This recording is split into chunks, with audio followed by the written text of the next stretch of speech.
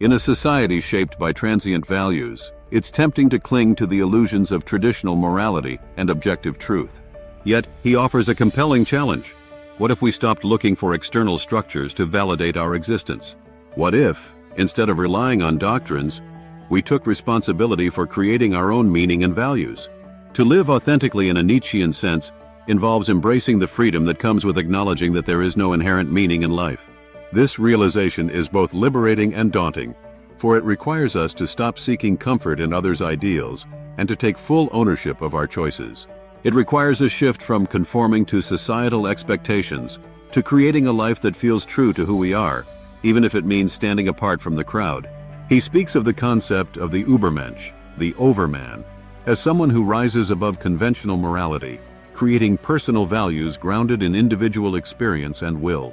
This isn't about selfishness in the traditional sense, but about a bold commitment to self-overcoming.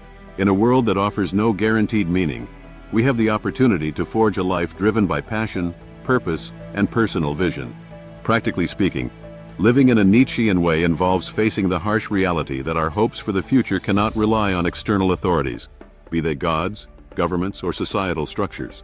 Instead, we must focus on becoming the best versions of ourselves, constantly questioning, reevaluating, and pushing past the limits we encounter. This requires an acceptance of suffering as inevitable, but also an embrace of it as a powerful tool for growth. Through struggle, we refine ourselves and our values. To live authentically means to engage in a constant process of self-creation. It's about asking, what do I stand for? What am I willing to fight for? This process won't always be easy, and it won't guarantee social acceptance.